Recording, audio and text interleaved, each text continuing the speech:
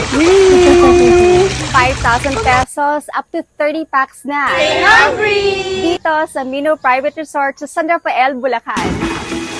Hey everyone! Nandito tayo ngayon sa San Roque, San Rafael para mag-staycation sa isang private resort. So tara! Ang Mino Private Resort ay isang less than 500 square meter property na nasa Barangay San Roque sa San Rafael. First low as 5K lang, pwede na ma-enjoy ng up to 30 packs itong mini private resort. Meron silang 3 swimming pools. Ito yung kanila adult pool. Kiddie pool na may slide and jacuzzi. Tapos meron pang isa doon. Yes, 5K for a day tour, that's 9 a.m. till 5 p.m. 9K naman for overnight stay from 7 p.m. till 7 a.m. At 12,000 pesos for a 22-hour stay. Meron silang 2 family room. Meron silang kubo room na good for barkada. Ito naman yung kanilang pang-apat na room. Air-conditioned din to. Meron silang amenities like view decks. Ito yung tambayan na may farm view at kung suswertehin ka, meron ding a riot view. May outdoor kitchen sila and 2 common toilet and bath. Meron silang kalan, mini griller, tsaka mga kaldero. May kasama ng mineral water and video okay. Pwede rin kayo magpa-event dito sa malaki nilang function hall.